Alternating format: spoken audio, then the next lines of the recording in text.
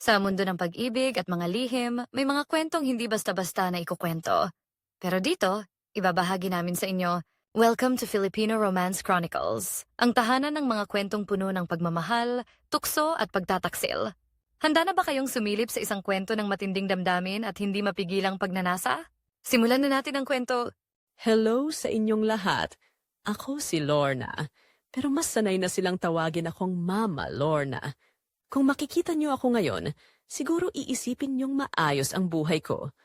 Naka-uniform, may trabaho sa abroad, may padala sa Pilipinas paminsan-minsan.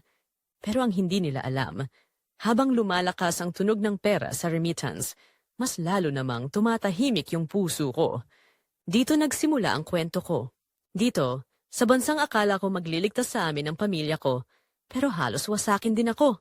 Pagdating ko dito, ang una kong na-feel ay hindi excitement, kundi takot. Hindi ko alam ang lugar, hindi ko kabisado ang language, hindi ko alam kung sino ang pwede kong pagkatiwalaan. Ang alam ko lang, kailangan kong kumayod, kasi sa Pilipinas, umaasa sila sa akin. Ang amo ko, sa umpisa, mabait sa salita. We're family here, sabi nila. Pero ilang linggo lang ang lumipas, nakita ko na kung anong klaseng pamilya ang tinutukoy nila. Ako ang gumigising ng pinakamaga. Ako ang natutulog ng pinakahuli. Lahat ng mali, sa akin isinisigaw. Lahat ng kalat sa akin ipinapasa. Kapag may problema sila, kahit wala akong kinalaman, ako pa rin ang napagbubuntungan. Lorna, why so slow? Lorna, you didn't do this right. Lorna, what's wrong with you? Sa bawat sigaw, pakiramdam ko lumiit ako ng lumiit. Hanggang sa hindi ko nakilala kung sino yung babaeng nasa harap ng salamin. Sa Pilipinas, kahit mahirap, may kausap pa rin ako. May kapitbahay, may kumare. May mga batang tumatakbo sa kalsada. Maingay, magulo, pero buhay. Dito, iba. Tahimik ang bahay, pero ang bigat ng hangin. Tahimik ang gabi, pero ang ingay ng utak ko, walang nakakakita sa pagod ko. Walang nakakarinig sa pag-iyak ko. May mga gabing sa banyo ako umiiyak. Pinipigilan ko yung hikbi kasi baka marinig nila at sabihing dramadora ako. Humahawak ako sa tiles, malamig, pero ulo ko mainit sa stress. Lord, hanggang kailan pa ba to? Yun na lang ang dasal ko gabi-gabi. Isang gabi, pagod na pagod ako. Maaga akong nagising, late na natapos, hindi pa nagustuhan ng amo ko ang kinain nila. Nagreklamo yung bata, nagalit yung nanay, sumigaw yung tatay. Hanggang sa dumating yung eksenang hindi ko makakalimutan. Get out of my house if you can't do it right! Yun ang sigaw ng amo ko. Sabay turo sa pinto. Akala ko biro, akala ko bugso lang ng galit, pero hindi. Binato niya sa sahig yung basahan at sa harap ko, binuksan niya yung pinto. Out! Nanginginig yung kamay ko habang pinupulot ko yung maliit kong bag. Wala akong jacket. Wala akong maayos na sapatos para sa lamig. Pero lumabas ako. At sa unang beses simula nang dumating ako dito, nasa labas ako ng bahay. Walang kasiguraduhan kung may babalikan pa ba ako o wala. Madilim nung gabing yon. Yung ilaw sa kanto mahina. Yung hangin malamig. Yung dibdib ko mas malamig pa. Umupo ako sa gilid ng kalsada, katabi ng pader ng compound. Hindi ako makatawag kahit kanino. Nahihiya ako. Natatakot ako. Naalala ko yung mga anak ko sa Pilipinas. Yung asawa kong umaasa sa padala ko. Yung nanay kong may sakit. Lahat sila umaasa sa akin. At ako! Nandito nakaupo sa sahig, parang wala nang silbi. Napahikbi ako ng tuluyan. Hindi ko na kaya pigilan. Yung iyak na pilit kong tinatago sa banyo, lumabas lahat sa kalsada. Hindi na ako nag-isip kung may makakarinig. Wala na akong pakialam. Bakit ganito, Lord? Bulong ko. Ginawa ko naman lahat. Pakiramdam ko. Yun na yung gabing katapusan ko. Hindi literal na mamamatay. Pero yung parte ng pagkatao ko, parang naputol na. Habang umiiyak ako, naramdaman ko na lang na may aninong huminto sa harap ko. May mahinang tunog ng boots sa semento. Mabigat, mabagal, parang sanay sa pagronda. May boses na mababa, mahinahon, pero may bigat. Ma'am, okay lang po kayo? Napatingala ako. Medyo malabo ang paningin ko sa luha, pero unti-unti siyang luminaw. Isang lalaki, naka-uniform, security guard ng compound. Mukha siyang nasa early 20s. Matalim yung mata pero hindi nakakatakot. Yung panga niya matigas, parang sanay sa trabaho. Yung postura niya, diretso, parang kahit anong mangyari, hindi siya agad matitinag. Ma'am, malamig po dito. Hindi pwede na nandito kayo mag-isa sa labas, sabi niya ulit. Mas mahinahon ngayon, pero may diin. Hindi ako makasagot agad. Nahihiya ako. Feeling ko ang gulo-gulo kong tignan. Pamumugto yung mata ko. Magulo yung buhok ko. Basa pa yung pisngi ko sa luha. Sorry, yun lang ang nasabi ko. Wala akong mapuntahan. Tumikhim siya ng mahina, parang nag-iisip. Halika po, sabi niya sa huli. Dito muna kayo. Hindi safe na nandito kayo sa labas. Dahan-dahan akong tumayo. Inalok niya yung kamay niya para tulungan akong makatayo, pero hindi ko kinuha. Nahihiya pa rin ako. Kahit ganon, naglakad siya sa tabi ko, hindi lumalayo. Dinala niya ako sa maliit na guardhouse. Maliit lang yung space, may mesa, upuan, electric fan, at maliit na thermos sa gilid. Pero sa mga oras na yon, pakiramdam ko parang mas ligtas na ako kaysa sa loob ng malaking bahay na pinanggalingan ko. Umupo po muna kayo, sabi niya. Itinuro yung monoblock chair. Sumunod ako. Naghagilap siya ng baso, nagbukas ng tubig. Inumin niyo po muna. Medyo namumutla kayo, dagdag niya. Kinuha ko yung baso. Yung kamay ko nanginginig pa rin, pero unti-unti itong kumalma habang mainit yung tingin niya, pero hindi bastos, hindi mapagsamantala. Parang genuinely nag-aalala. Salamat. Mahina kong sabi. Umupo siya sa tapat ko. Medyo may distansya pero ramdam ko yung presensya niya. Anong nangyari, ma'am?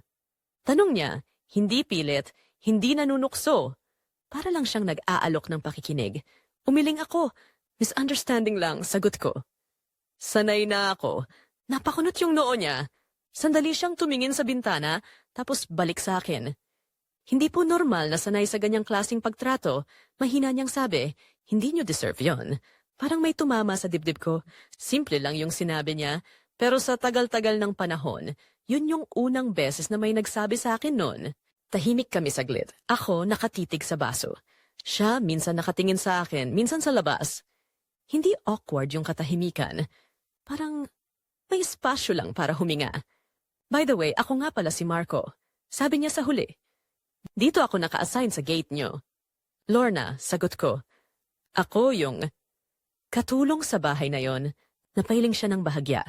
Hindi po kayo lang. Hindi kayo katulong lang. Tao po kayo. Doon na kumirot yung mata ko ulit pero iba na yung luha.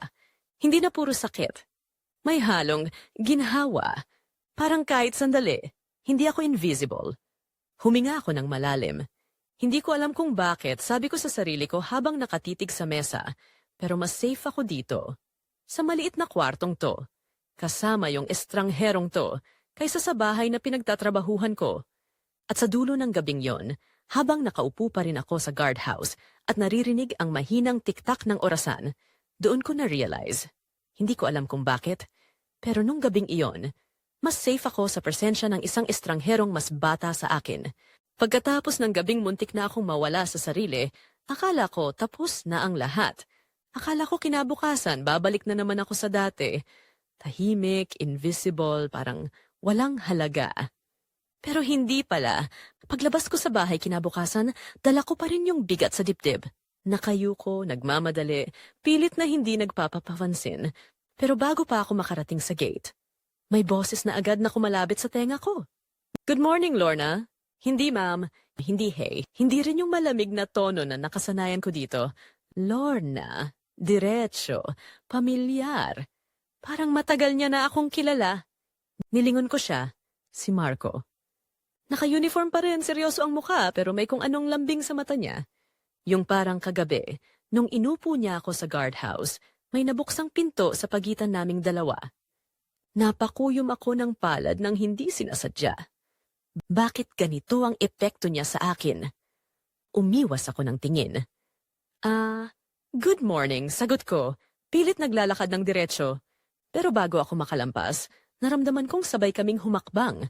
Simula nun, hindi ko alam kung coincidence ba o sadya. Pero lagi na lang nandyan si Marco. Hindi agresibo, hindi istorbo. Nandoon lang siya, tahimik, pero ramdam mo. Pag lumalabas ako para magtapon ng basura sa likod, nandoon siya. Pag pumupunta ako sa tindahan sa kanto, bigla siyang susulpot sa likod, naka-headset. Pag pauwi ako mula grocery, biglang nasa tabi ko na siya para buhatin. Ako na, Lorna. Mabigat yan. Hindi ko na nga kailangan magsalita. Parang kabisado niya na yung salita bago ko sabihin. At tuwing dumadaan ako sa gate, kahit hindi niya shift, bigla na lang siyang lilitaw. Huwag ka masyado dito sa labas ng mag-isa. Paalala niya, may diin sa boses. Text mo ako pag pauwi ka na. Ayoko may mga abuso sa'yo. Yung ayoko doon, iba ang bigat. Hindi lang pang proteksyon, parang pang-angkin. Dati tinatawag niya akong ma'am, normal, formal. Pero ngayon, Lorna, may dala kang mabigat? Lorna, okay ka lang ba today? Lorna, sa akin ka na magtanong kung may kailangan ka. Sa bawat bigkas niya ng pangalan ko, parang may kakaibang init na tumatama sa batok ko. Hindi ko alam kung anong klaseng init, pero hindi siya komportable, hindi rin masakit. Pero kilala ko ang sarili ko. Ilang beses ko nang tinago ang ganitong reaksyon sa loob-loob ko.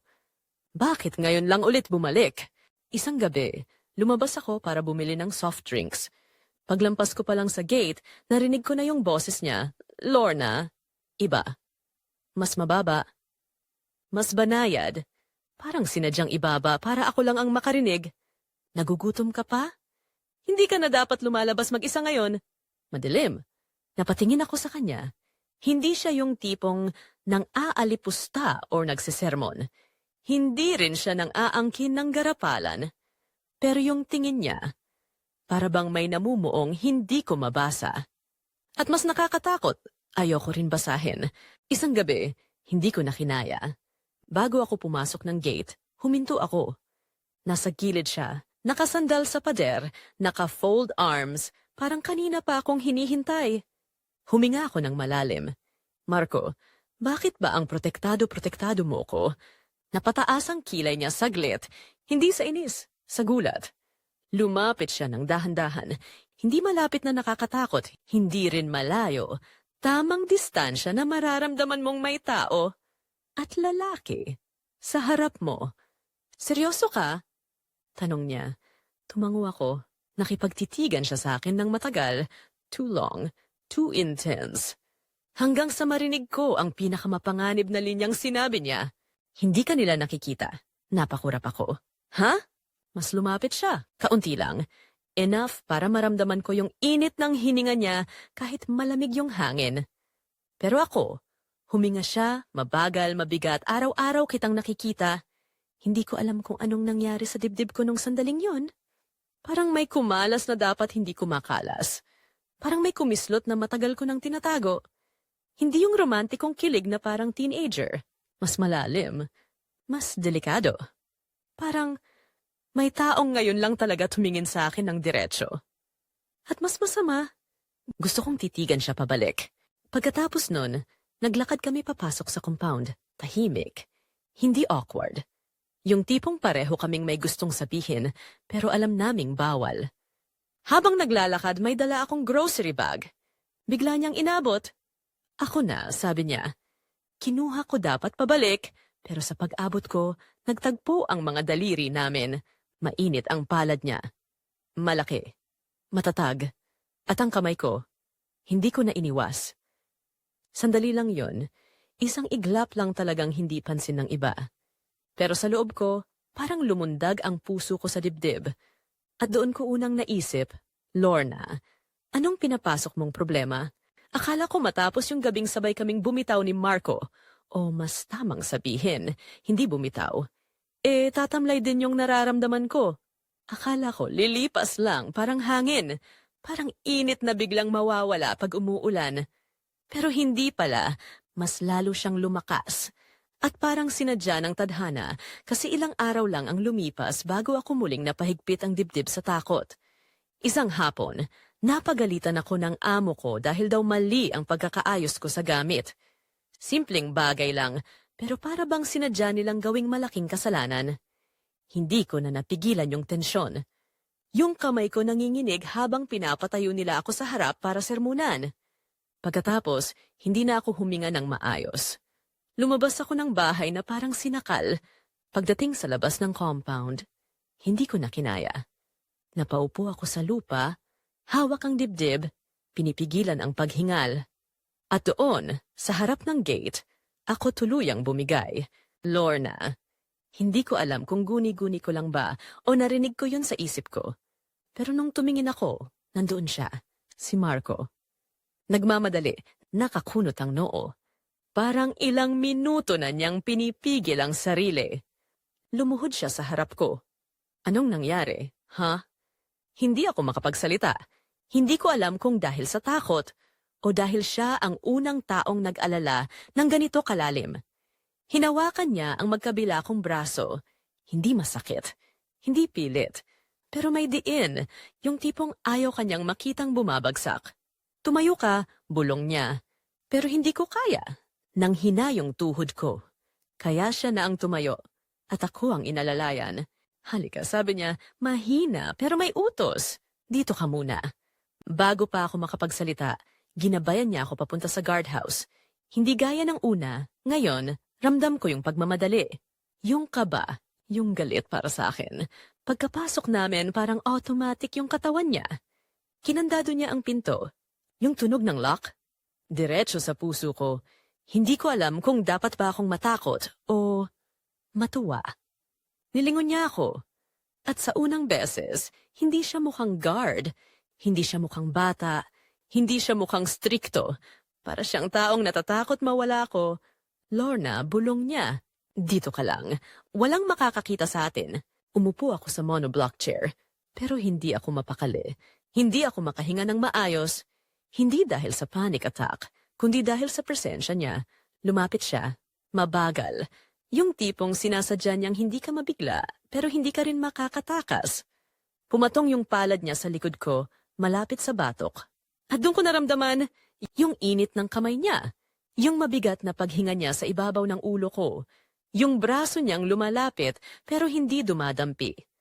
Lorna, ilang beses ko nang narinig ang pangalan ko sa bibig niya. Pero ngayon, ibang klaseng kilabot ang dala. Relax ka lang. May kasama ka. Hindi ka na nag-iisa.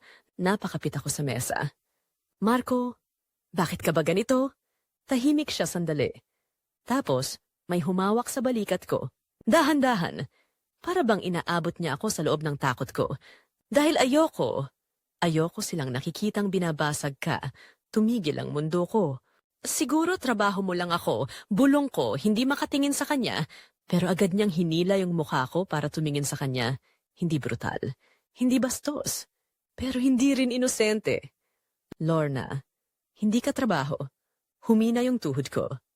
Marco, lumapit pa siya. Konti na lang, halos mararamdaman ko yung hininga niya sa lahbe ko. Ako ang bahala sa'yo, bulong niya. Walang makakakita sa atin, dito ka lang. Sa akin kaligtas. Parang tumigil yung oras sa loob ng maliit na kwartong yon. Ako, siya. Yung lock sa pinto. Yung lamlam ng ilaw. Yung tunog ng hininga naming sabay.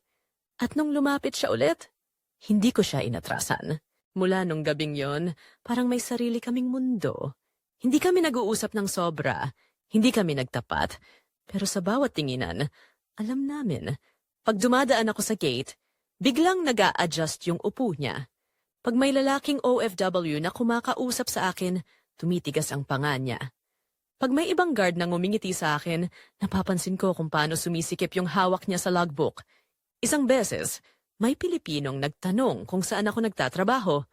Simple lang naman yung usapan. Pero paglingon ko kay Marco, nakatitig siya. Hindi masaya. Hindi rin galit. Yung tingin niya, parang nagmamarka. Friend mo? Tanong ko nang dumaan ako sa gate matapos kausapin yung lalaki. Hindi, sagot niya. Tapos idinagdag, hindi mo kailangan ng kaibigan dito. Ako na bahala sa'yo. Kinilabutan ako. Hindi sa takot, sa kung anong parte ng pagkababae kong matagal ng tigang. Araw-araw, lumalalim yung kung anumang nararamdaman ko kay Marco. Hindi ko binubulong kahit kanino. Wala rin naman akong pagsasabihan, pero sa tuwing nandyan siya, parang may nagbubukas sa loob ko. Pangamba? Oo, pero may kasamang ligaya. At sa edad kong ito, ang hirap ng mahanap yon.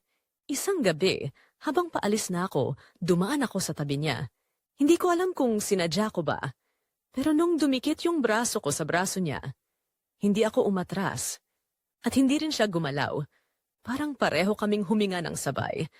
At doon ko na-realize ang katotohanan sa dami ng taong minahal ko. Bakit siya pa ang nagparamdam na babae pa rin ako? Akala ko, ang pinakamabigat na mangyayari sa akin ay yung gabing bumigay ako sa guardhouse. Akala ko yun na yung rurok ng problema ko at ng kasalanan ko. Pero mali pala ako. Isang umaga, habang nag-aayos ako ng gamit ng amo ko, bigla niya akong tinawag sa sala. Lorna, sabi niya, malamig, walang emosyon. We might transfer you to another employer. This house is too busy now. We need someone stronger. Parang binuhusan ako ng yelo. Ibang bahay, ibang lugar, ibang tao, ibang gate. Ibig sabihin, wala na si Marco. Wala na yung gabing may nag-aabang sa akin. Wala na yung boses na nagbabababa tuwing tinatawag ang pangalan ko. Wala na yung presensyang nagbibigay sa akin ng pakiramdam na hindi ako invisible. At hindi ko maintindihan kung bakit. Pero mas sumakit yon kaysa sa paninigaw ng amo ko. Paglabas ko ng bahay, hindi ko na natiis. Hinanap ko agad yung pamilyar na tindig sa may gate. At paglapit ko, nakita ko si Marco, nakasandal, nakahalukip-kip, parang clueless sa bigat na dala ko. Marco, tumingin siya sa akin. Possible na matransfer ako. Sa sinabing kong yun, may biglang nagbago sa mukha niya. Umayos siya ng tayo. Binaba yung kamay, pumwesto sa harap ko na parang may haharangin. No, sabi niya, mababa ang tono. Hindi ka aalis, kinilabutan ako. Marco, hindi ko naman choice.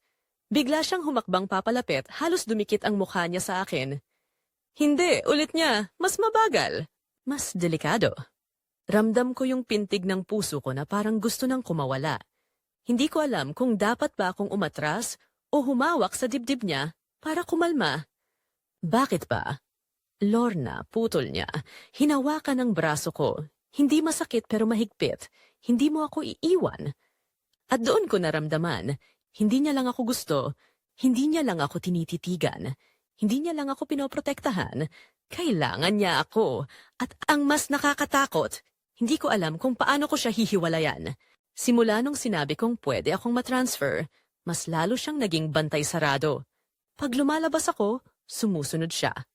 Pag nagsasalita ako sa ibang Pilipino, bigla siyang lalapit para kunin ang logbook. Pag umuuwi ako, kahit hindi niya shift, nasa labas siya, nakaupo. Tahimik pero nakatingin, at sa bawat titig niya. Doon ko nararamdaman ang pinakamasakit na katotohanan. Gusto ko yung atensyon niya. Gusto ko yung pag-angkin. Gusto ko yung paraan niyang tumingin na parang ako ang babae sa mundong ginagalawan niya. At sa edad kong ito, sino ba ang huling tumingin sa akin ng ganon? Si Danny ay isang matagal ko nang kakilalang OFW. Mas matanda. Mas kalmado. Parang kuya. O tatay, hindi ko alam. Nabalitaan niya ang tungkol sa posibilidad na matransfer ako, kaya lumapit siya sa akin sa mess hall. Lorna, may kakilala ako sa kabilang compound. Mas maayos doon. Mas mabait ang amo. Kung gusto mo, tutulungan kita. May ngiti siya. May malasakit. May kabaitan. Isang ligtas na option. Pero habang kinakausap niya ako, may napansin akong presensya sa likod. Paglingon ko, si Marco.